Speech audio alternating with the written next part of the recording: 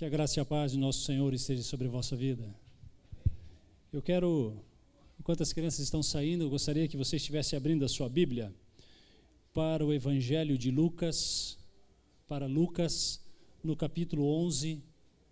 É o texto que eu escolhi para a nossa meditação de hoje à noite. E eu coloquei aqui um título que diz assim: a diferença está na oração. A diferença está na oração. Lucas capítulo 11, eu vou ler a partir do verso 1. Lucas capítulo 11, verso 1 diz assim: de uma feita estava Jesus orando em certo lugar. Quando terminou, um dos seus discípulos lhe pediu: Senhor, ensina-nos a orar como também João ensinou aos seus discípulos. Então ele os ensinou: quando orardes, dizei: Pai, santificado seja o teu nome, venha o teu reino, o pão nosso cotidiano dá-nos de dia em dia. Perdoa-nos os nossos pecados, pois também nós perdoamos a todos os que nos devem, e não nos deixes cair em tentação. Disse-lhes ainda Jesus, versículo 5: qual dentre vós, tendo um amigo, e este for procurá-lo à meia-noite, e lhe disser: amigo, empresta-me 3 pães, pois um meu amigo, chegando de viagem, procurou-me, e eu nada tenho que lhe oferecer. E o outro lhe responda lá de dentro, dizendo: não me importunes, a porta já está fechada, e os meus filhos comigo também já estão deitados. Não posso levantar-me para te dar. Digo-vos que se não se levantar para dar-lhes, por ser seu amigo, todavia o fará por causa da importunação, e lhe dará tudo o de que tiver necessidade. Por isso vos digo: pedi e dar-se-vos-á, buscai e achareis, batei e abrir-se-vos-á. Pois todo o que pede, recebe, o que busca, encontra, e a quem bate, abrir-se-lhe-á. Qual dentre vós é o pai, que se o filho lhe pedir pão, lhe dará uma pedra? Ou se pedir um peixe, lhe dará em lugar de peixe uma cobra? Ou se lhe pedir um ovo, lhe dará um escorpião? Ora, se vós, que sois maus, sabeis dar boas dádivas aos vossos filhos, quanto mais o Pai Celestial dará o Espírito Santo àqueles que lhe o pedirem. Soberano Deus, em nome de Jesus Cristo, por intermédio do teu Santo Espírito nesta noite, nós pedimos a sabedoria e a direção do Senhor para tudo aquilo que vamos falar nessa noite. Que esta palavra possa atingir corações sedentos, desejosos de aprender do Senhor. E que possamos estar atentos ao recado do Senhor, sabendo que o Senhor está pronto para nos ajudar, nos amparar e nos amar. Deus, se hoje à noite existe alguém que está aqui aflito, preocupado, ao ponto de não poder estar prestando atenção em tudo o que já foi feito, que nesse instante o teu Santo Espírito toque neste coração e que ele possa ter a atenção para a exposição da tua palavra. Em nome do Senhor Jesus Cristo. Amém. Na quarta-feira, no culto de oração, amados, eu falei de uma igreja na Inglaterra chamada Tabernáculo. É uma igreja já muito antiga, e numa ocasião, 5 jovens recém-formados de teologia, eles estavam visitando aquele local, e naquela ocasião chega um homem diante desses jovens e pergunta para aqueles jovens se eles não gostariam de conhecer o sistema de aquecimento da igreja. A igreja Tabernáculo é uma igreja muito grande, muito grande. Então esse homem pega esses jovens e leva esses jovens para o porão da igreja. E quando eles estão descendo as escadas para o porão da igreja, o líder fala: olha, silêncio, silêncio. E quando eles entram, eles tinham em torno de 700 pessoas ajoelhadas no porão da igreja, orando por uma campanha evangelística que estaria acontecendo naquela igreja. Quem conduziu essas pessoas? Nada mais, nada menos do que Charles Haddon Spurgeon, que foi o fundador desta igreja, já falecido, obviamente. A moral da história: o que estava acontecendo na nave central, no prédio principal, estava sendo aquecido por pessoas que estavam orando. Pessoas que estavam orando. Um pulmão de oração, um relógio de oração. E eu também falei na quarta-feira que orar é conectar o altar com o trono, é unir a fraqueza humana à onipotência divina. Orar basicamente é isso, é entrar na sala do trono, é falar com aquele que tem as rédeas da história nas suas mãos. É você entrar na sala do Todo-Poderoso e é Ele quem controla todas as coisas e você falar diretamente com Ele. E eu vou muito além disso. Quando Deus deseja, amados, fazer uma grande obra, Ele primeiro coloca o seu povo para orar. Ele primeiro coloca o seu povo para orar. E, infelizmente, ao longo dos anos, os anos têm se passado, e o que nós temos observado na história é que, infelizmente, temos sido observadores da oração, ou meros espectadores. E, de fato, o que nós realmente estamos precisando, queridos, é deixarmos de ser espectadores para participantes ou praticantes da oração. Eu e você precisamos ser participantes e praticantes da oração. É interessante olharmos para a vida dos discípulos, e nós lemos aqui nesse texto, e notarmos que eles tinham este mesmo sentimento que nós muitas vezes temos. Eles viam Jesus orar, eles viam o seu líder orar, e as coisas aconteciam como resultado da oração desse homem chamado Jesus Cristo. E eles ficavam, caramba, ele ora e as coisas acontecem. E muitas vezes eu oro e as coisas não acontecem. O que está acontecendo?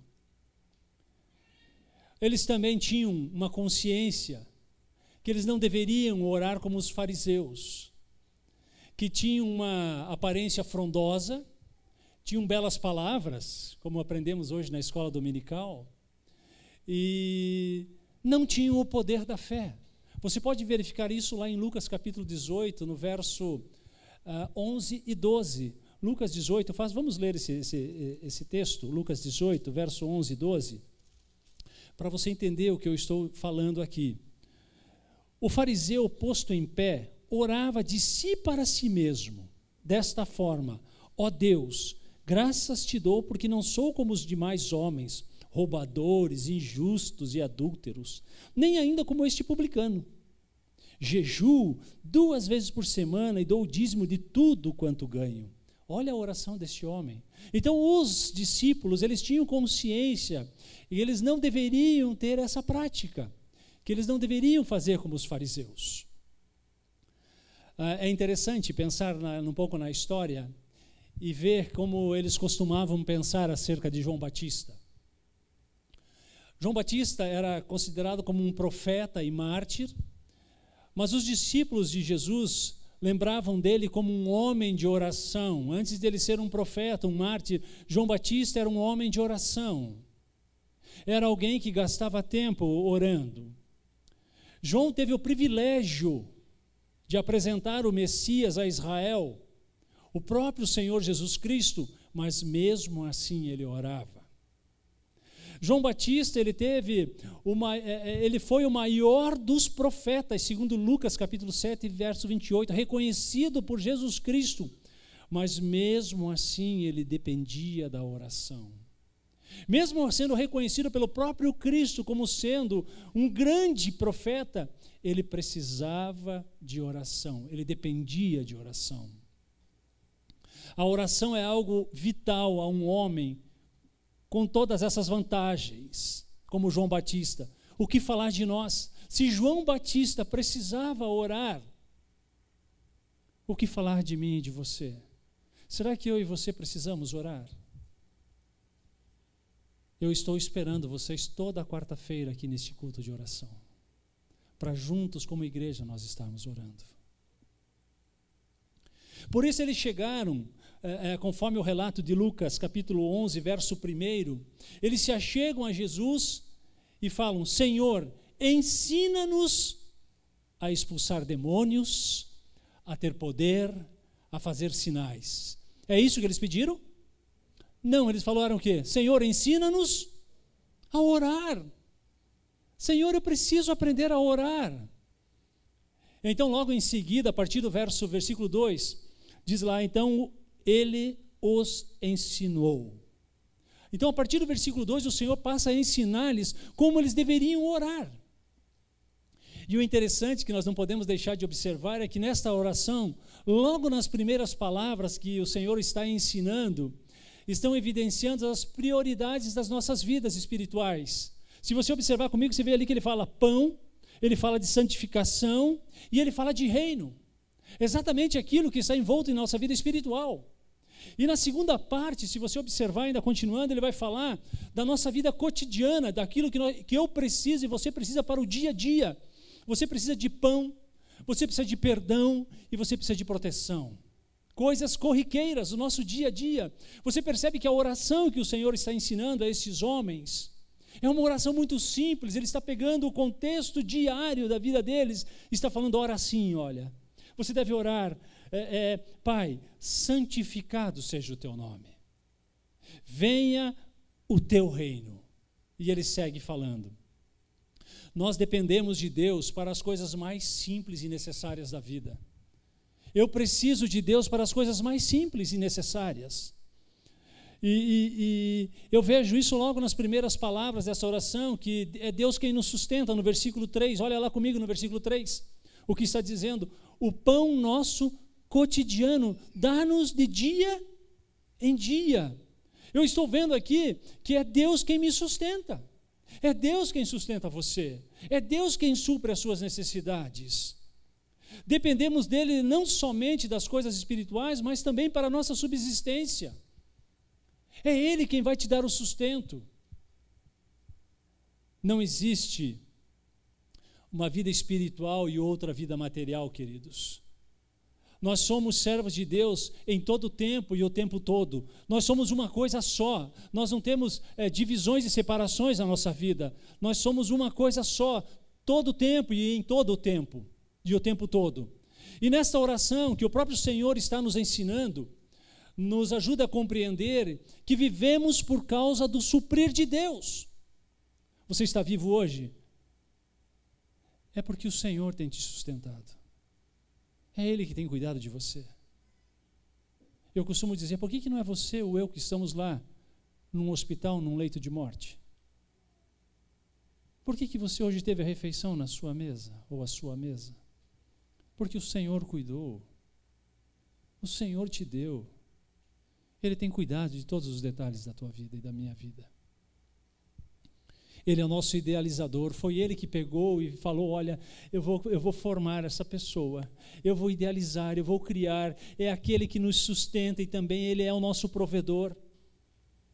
E aqui cabe muito bem aquele texto de Atos, vai comigo a Atos, capítulo 17, Atos 17, cabe aqui o texto que Paulo ele ensina em Atenas, em Atos 17, no capítulo 17, verso 24, Paulo falando aos atenienses, ele fala assim, o Deus que fez o mundo e tudo o que nele existe, sendo Ele Senhor do céu e da terra, não habita em santuários feitos por mãos humanas, nem é servido por mãos humanas, como se de alguma coisa precisasse, pois Ele mesmo é quem a todos dá vida, respiração e tudo mais. De um só fez toda a raça humana para habitar sobre toda a face da terra, havendo fixado os tempos previamente estabelecidos e os limites da sua habitação, para buscarem a Deus, se porventura, tateando, o possam achar, bem que não está longe de cada um de nós. Verso 28, pois nele vivemos e nos movemos e existimos, como alguns dos vossos poetas têm dito, porque dele também somos geração. Paulo falando aos atenienses, ele falando de sendo Deus o idealizador, o criador, aquele que fez todas as coisas, e Paulo está ensinando aquela igreja em Atenas, falando, olha, esse é o Senhor, É Ele que fez todas as coisas. E vocês precisam ter essa consciência. Se estamos vivos hoje é pela vontade de Deus. Se temos alguma coisa é porque a boa mão do Senhor tem nos abençoado. Obviamente que o trabalho, você tem que sair cedo da sua casa, foi o mecanismo que Deus nos deu para que pudéssemos obter aquilo que necessitamos. Gênesis 3,19, eu acho que você sabe de cor. Do suor do teu rosto comerás o pão. Você não sabia de cor? Agora você sabe. Do suor do teu rosto comerás o pão. Então esse foi o mecanismo que o Senhor criou. Foi essa maneira que Ele falou, olha, é dessa maneira. Mas fui eu que te dei esse mecanismo para que você possa ter o teu sustento. Não esqueça-se disso. E obviamente que o Senhor Jesus ensina-nos a orar, mas existem algumas coisas que fazem toda a diferença quando nós estamos orando. E diga-se de passagem, são coisas muito simples. Hoje de manhã o irmão Lecinho estava falando de oração e com o passar do tempo nós começamos a fazer umas orações toda elaborada, com frases decoradas e palavras, como é que eu posso dizer, palavras bonitas. E teve alguém que na escola dominical, eu não vou dizer quem, depois se pergunte para o Lecinho, que disse que quando ia para o culto de quarta-feira, ele ia já decorando uma oração para que quando chegasse lá e o pastor ia pedir para ele orar, ele já tinha a oração decorada que ele ia falar, com palavras bonitas. Gente, oração, ela é muito simples. A oração é muito simples. E é tão simples que hoje à noite eu vou chamar de chaves. Chave. Sabe, chaves?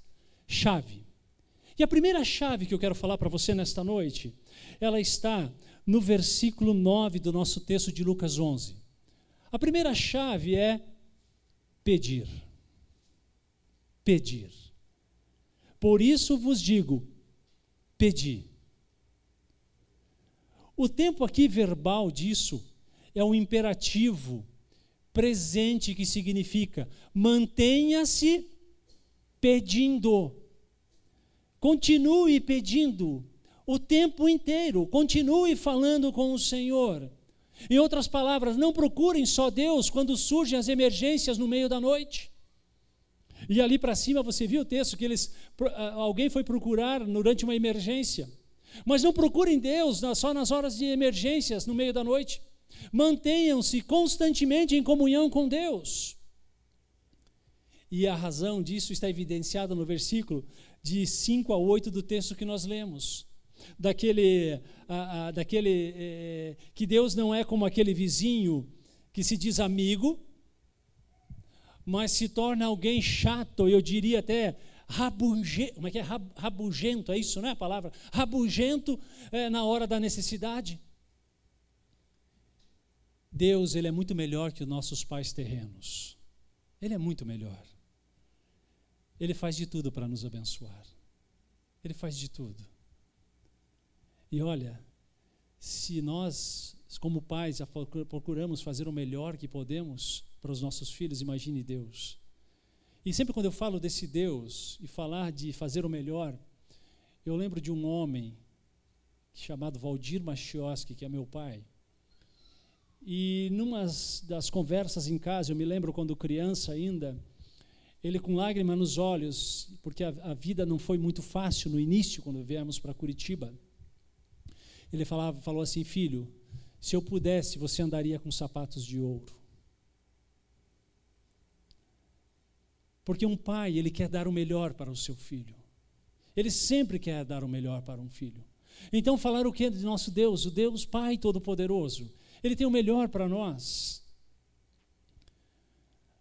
E Ele quer nos abençoar. Deus é melhor que os nossos pais terrenos, como falei. Agora, você precisa abrir o seu coração para Jesus de Nazaré. Deixe Ele conhecer as suas necessidades. Não tente, como ouvimos hoje de manhã também, parece que estavam olhando o meu esboço hoje, antes de ouvir pregar de manhã. Não crie máscaras, realmente chegue diante de Deus e fale aquilo que você está sentindo na tua oração. Fala, Senhor, é isso, eu estou assim, assim.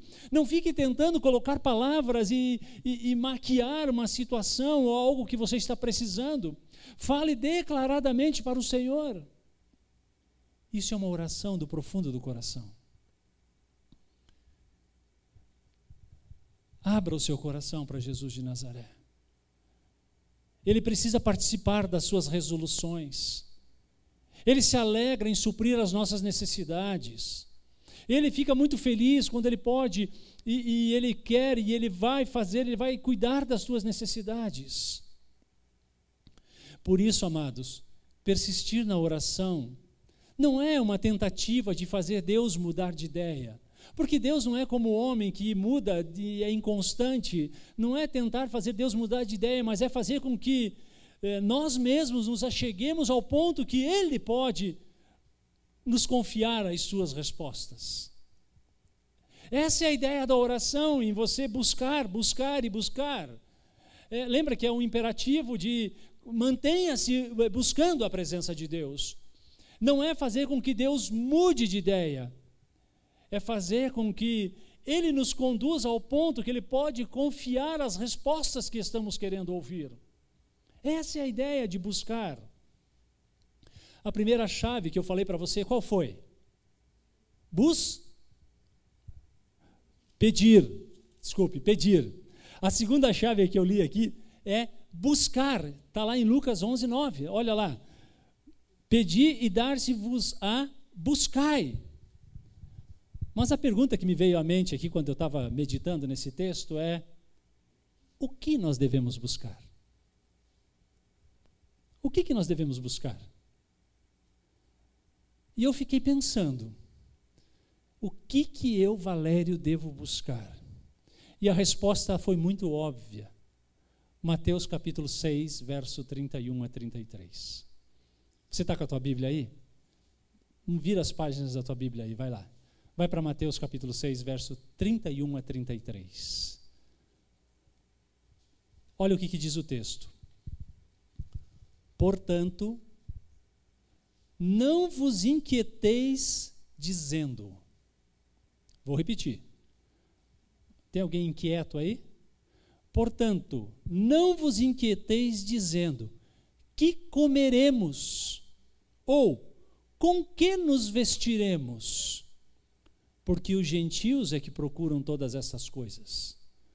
Pois o vosso Pai Celeste sabe que necessitais de todas elas. Buscai, pois, em primeiro lugar, o seu reino e a sua justiça. E todas essas coisas vos serão acrescentadas. Quais coisas? Ele fala de todas, mas no contexto fala do quê? O comer, o vestir, tudo aquilo que necessitamos para a nossa subsistência. E quando nós saímos de casa para o trabalho, para fazer os afazeres diários, isso aqui não é incentivo para você não trabalhar, não é nada disso, entendeu? Mas é com o objetivo do quê? De buscar essas coisas. Perceba que nós temos feito uma inversão de valores ao longo dos anos.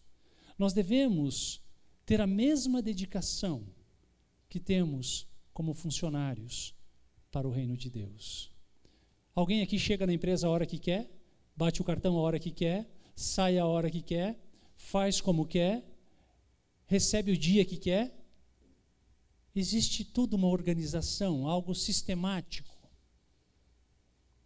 Tem autoridades acima de você no seu trabalho. E você deve se sujeitar a essas autoridades. E ele está falando, olha, busque o reino de Deus em primeiro lugar, com toda a dedicação, com tudo. E todas essas coisas que eu e você estamos desesperados, elas vão ser acrescentadas na sua vida.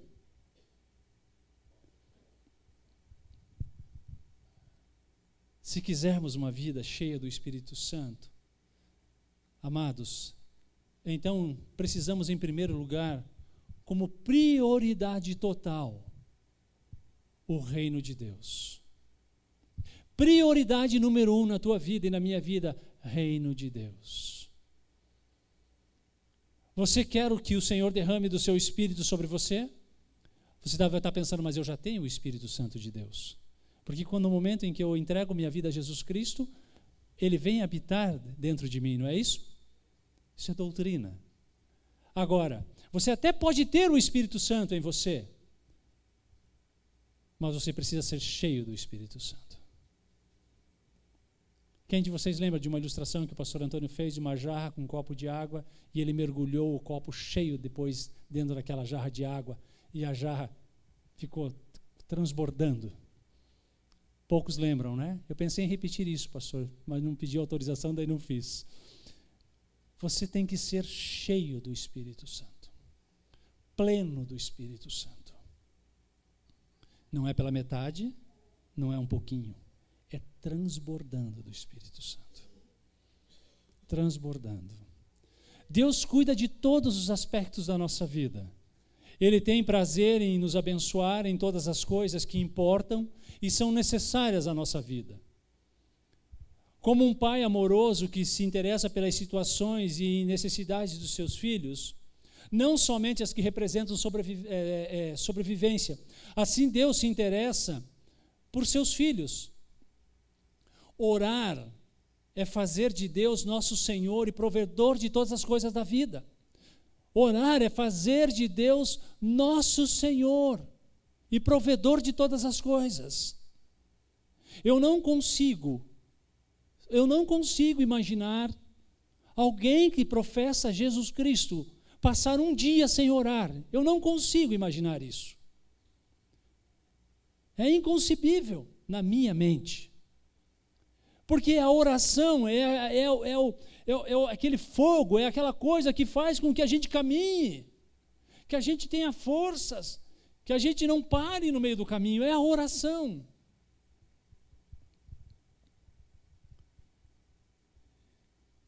Tem gente que faz algumas dietas porque querem ficar com a silhueta um pouquinho menor, não é isso? Agora não faz dieta de oração, porque eu não quero você raquítico espiritualmente. Você vai emagrecer muito espiritualmente, ao ponto de não ter força para mais nada. E a hora que Satanás se levantar, você não terá poder e autoridade nenhuma para repreendê-lo no nome do Senhor Jesus Cristo. Porque ele está ao redor, rugindo como um leão, buscando alguém para que ele possa tragar. Ore porque ele está querendo te pegar. Amados, Deus, Ele está preocupado conosco. Deus está nos convidando a viver pela fé, dia após dia. Não é da vontade de Deus que vivamos preocupados ou mesmo desesperados com o sustento. E é interessante que nós vivemos em um mundo, num contexto, que qual é a nossa maior preocupação? É a subsistência. Todo dia a gente sai de casa preocupado com o que vai ser, o que não vai ser, como eu vou manter, como eu vou pagar, como eu vou fazer. E é isso que nos consome o dia todo, é isso ou não é?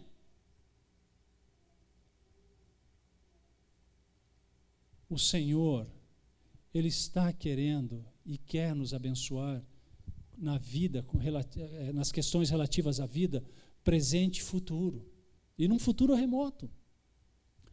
E isso aqui também, quando eu estou pensando e meditando na palavra de Deus, me levou lá para o deserto, quando os judeus foram ensinados a depender do sustento de Deus para cada dia, quando o Senhor lhes mandou do céu o quê? O maná. Se você pegar o texto de Êxodo, capítulo 16, verso de 1 a 21, o povo, depois de 15 dias que estavam libertos, 15 dias que eles estavam libertos de uma escravidão, eles já começaram a falar o quê? Vamos morrer aqui nesse deserto. Não tenho o que comer, não tenho o que beber, e bababá, começaram já a atacar a liderança e coisas do gênero. Deus fala para Moisés, vou mandar maná dos céus. E esse povo vai todo dia de manhã catar a provisão do dia. Não é para armazenar, não é para juntar, porque vai estragar, é só para o dia. Aí, no sexto dia eles vão juntar a mais, porque o sétimo dia é o dia meu, o dia do Senhor, e ninguém vai sair catar. Olha como esse Deus é minucioso. Ele cuidou de todos os dias. E no dia dele, no dia do Senhor, ele falou, nesse dia você pode armazenar de um dia para o outro que não vai se estragar o alimento.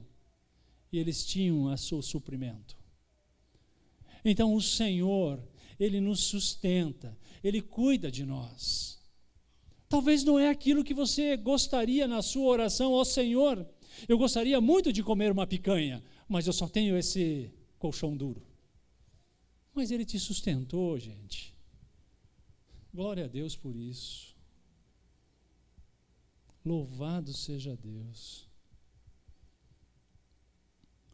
Sim, devemos depender dEle para viver um dia de cada vez. E todos os dias pela fé. No Deus que nos ama e nos sustenta como Pai. Nós temos que aprender a viver um dia de cada vez. Não tem como você viver a semana. Quantos de vocês têm garantia que amanhã vão estar vivos? Se você tem, eu quero que você leia o futuro aí para mim. Nós não temos garantia nenhuma, amados. O que te garante que nós vamos embora daqui a pouco e vai estar tudo bem? Nós não estamos entendendo que nós não temos controle sobre nada. Ou nós dependemos de Deus, ou nós dependemos de Deus. Nós não temos outra escolha, outra alternativa. E eu prefiro depender de Deus. Eu prefiro esperar no Senhor. Assim como um filho, e eu me lembro aqui e você que teve filhos e tem filhos, ou tem sobrinhos pequenos, é interessante pensar neles. Assim como um filho pequeno não se preocupa com o que terá para comer. E eu me lembro da minha turminha, quando pequenos, eles ficavam brincando lá em casa, e aquela coisa, aquele algazarra, e para lá e para cá, e parece que eles têm um reloginho dentro deles naquela época. Tal hora, estou com fome. E eles não queriam saber se tinha ou não tinha. É assim lá na tua casa também? Já vai na geladeira e abre, e cadê o iogurte, cadê não sei o quê? Por quê? O teu filho, o teu sobrinho, ele sabe que você vai prover para ele. Ele confia em você. Ele sabe que ele vai lá no armário, vai estar lá o que ele gosta, ou na geladeira vai estar o que ele gosta. Será que Deus não faz isso com a gente também? Ele não pode prover aquilo que nós precisamos para a nossa subsistência?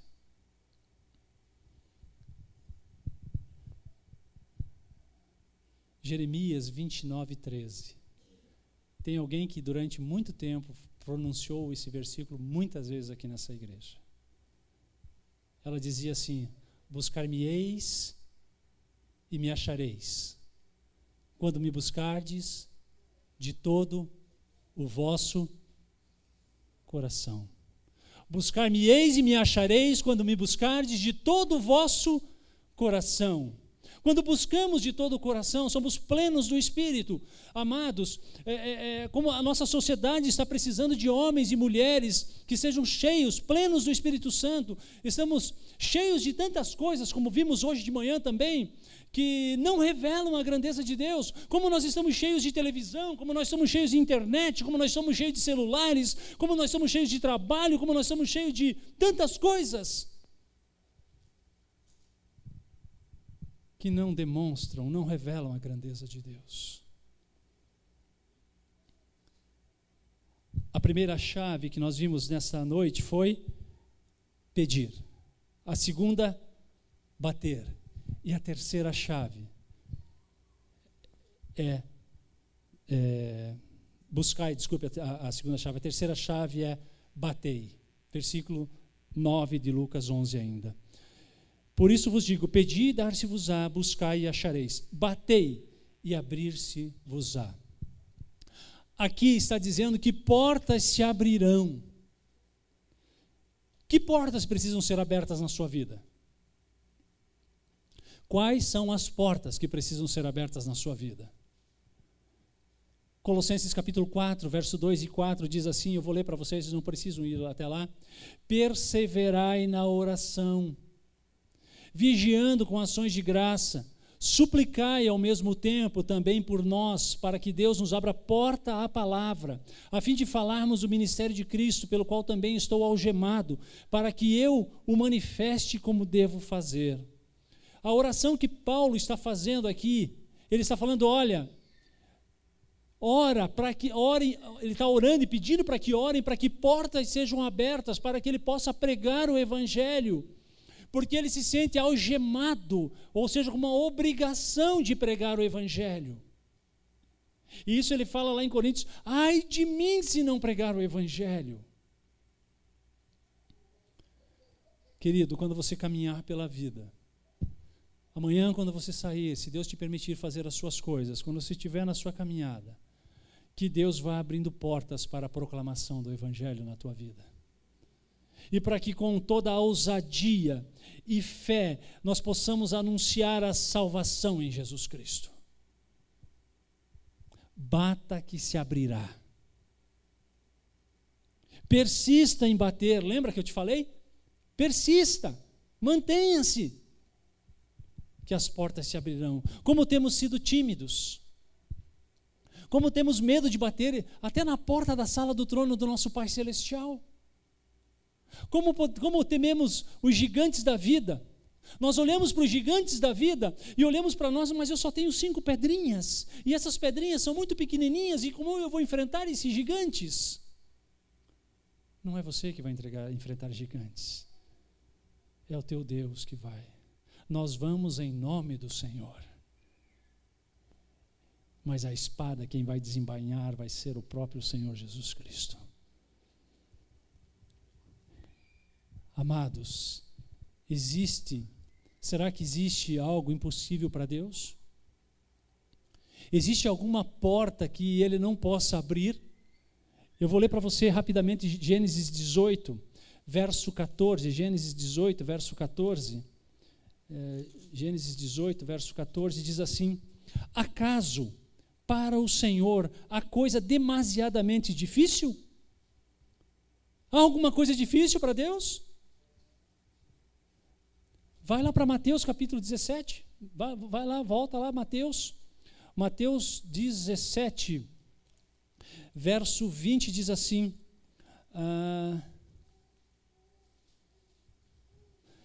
e lhes respondeu, por causa da pequenez da vossa fé, pois em verdade vos digo, se tiverdes fé como um grão de mostarda, direis a este monte, passa daqui para acolá, e ele passará. Nada vos será impossível. Nada vos será impossível.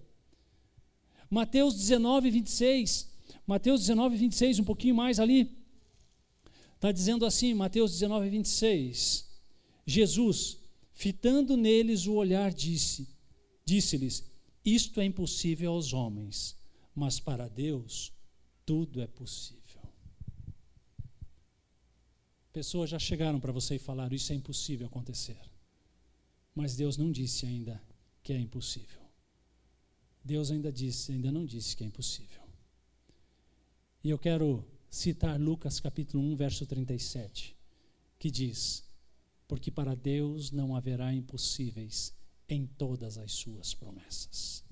Aquilo que Deus prometeu há de se cumprir para a glória do nome dele. A ordem de Jesus foi bata, mesmo quando parecer impossível aos olhos humanos que uma porta se abra, pois para Deus nada é impossível. E eu vou concluir essa noite. Nós vimos hoje à noite que a diferença está na oração. E para que a nossa oração faça diferença, nós vimos algumas chaves que farão toda a diferença. A primeira é pedir. A segunda é buscar, e a terceira é bater. Deus escolheu a igreja, escuta isso você, igreja. Deus escolheu a igreja para ser a expressão plena de toda a criação, daquele que tem poder e autoridade para trazer tudo e todos ao propósito de Deus. Você tem essa autoridade, confiada pelo próprio Deus na tua vida. E é através da igreja do Senhor que está manifestando o seu poder. anunciando a sua mensagem, restaurando pessoas, implementando ou implantando, alargando as fronteiras do reino. Toda a obra do Senhor Jesus é obra e missão da sua igreja. Queridos, alguém já disse que se Jesus se importa com os aflitos, eu também tenho que me importar. Se Jesus se importa com os perdidos, eu também tenho que me importar. Todo o projeto de Deus precisa ser meu projeto também.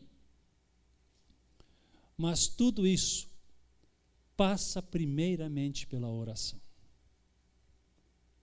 Hoje, amados, hoje à noite, nós precisamos de famílias que primeiramente orem.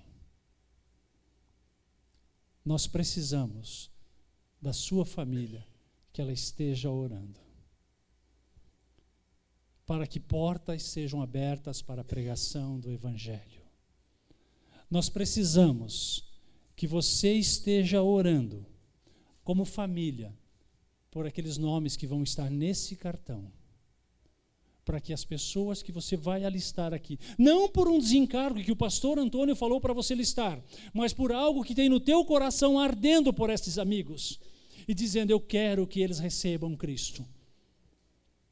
Nós precisamos que você ore por isso. O lar é um dos principais instrumentos na evangelização do mundo.